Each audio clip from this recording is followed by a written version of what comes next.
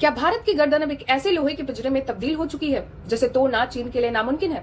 22 kilometre का वो फासला जिसने दशकों तक दिल्ली की नींद उड़ाई, अब वहाँ कुछ ऐसा हुआ है कि बीजिंग के वॉर रूम में सन्नाटा पसर गया है। बंगाल से आई एक खबर ने पूरे एशिया का नक्शा बदल दिया है। संसार के सबसे खतरनाक जियोपॉलिटिकल चोक पॉइंट में से एक है भारत का चिकन नेक। मात्र 22 किलोमीटर चौड़ी जमीन की वो पट्टी जिस पर चीन की गिद्ध जैसी नजरें टिकी हैं। लेकिन मई 2026 में एक ऐसी खबर आई जिसने बीजिंग की नींद उड़ा दी है। पश्चिम बंगाल की नई सरकार ने वो कर दिखाया जो दशकों से अटका पड़ा था। क्या भारत अपनी इस गर्दन को अवैध किला बनाने जा रहा है? चलिए समझते हैं। राष्ट्रनीति पर आपके मन में सवाल होगा कि अगर यह इतना जरूरी था तो काम अब तक रुका क्यों था? दरअसल पिछले कई सालों से लैंड एक्विजिशन यानी जमीन अधिग्रहण केंद्र और राज्य के बीच राजनीतिक फुटबॉल बना रहा। पुरानी सरकारों के समय सुरक्षा एजेंसियां और बीएसएफ को बॉर्डर आउटपोस्ट और सड़कों के लिए जमीन मिलने में सालों लग जाते थे।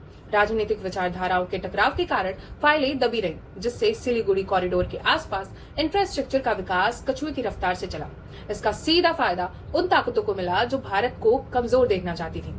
लेकिन अब तस्वीर बदल चुकी है। मुख्यमंत्री शुभेंदु अधिकारी ने पद संभालते ही सुरक्षा को प्राथमिकता दी। हालिया आंकड़ों के मुताबिक बंगाल सरकार ने चिकन नेक के पास करीब 125 एकड़ रणनीतिक जमीन सीधे केंद्र और सुरक्षा बलों को हस्तांतरित कर दी है। इसमें मुख्य रूप से जलपाईगुड़ी और सिलीगुड़ी के आसपास के वो इलाके शामिल हैं जो राष्ट्रीय राजमार्ग NH10 और NH27 को जोड़ने और सेना की क्विक रिएक्शन टीम के लिए बेस बनाने में काम आएंगे।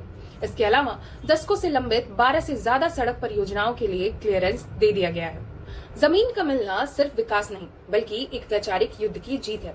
चिकन नेक के इस इलाके में बाहरी विचारधाराएं खासकर विदेशी फंडिंग के दम पर स्थानीय लोगों को भड़काने का काम करती रही हैं। यहाँ ग्रेटर कूच बिहार या कमतापुर के नाम पर अलगाववाद की आग सुलगाई जाती है ताकि सिलीगुड़ी कॉरिडोर में हमेशा तनाव रहे। जब इलाका अशांत रहता है तो सेना की मूवमेंट धीमी हो जाती है। लेकिन अब केंद्र की सीधी पकड़ और राज्य के सहयोग से इन देश विरोधी कैंपेन की कमर टूटनी तय है।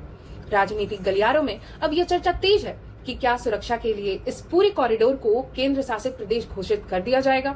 अगर ऐसा होता है तो सुरक्षा और कानून व्यवस्था पूरी तरह दिल्ली के हाथ में होगी, जिससे घुसपैठ और अलगाववाद पर शून्य सहनशीलता यानी जीरो टॉलरेंस की नीति लागू हो सकेगी। बंगाल की नई सरकार का सहयोग भारत की सुरक्षा में एक नया मील का पत्थर है। अब चीन समझ ले कि भारत की गर्दन दबाना तो दूर, अब उसे छूने की हिम्मत भी महंगी पड़ेगी। क्या आपको लगता है कि चिकन नेक को यूटी बनाना ही एकमात्र समाधान है? अपनी राय कमेंट बॉक्स में लिखें।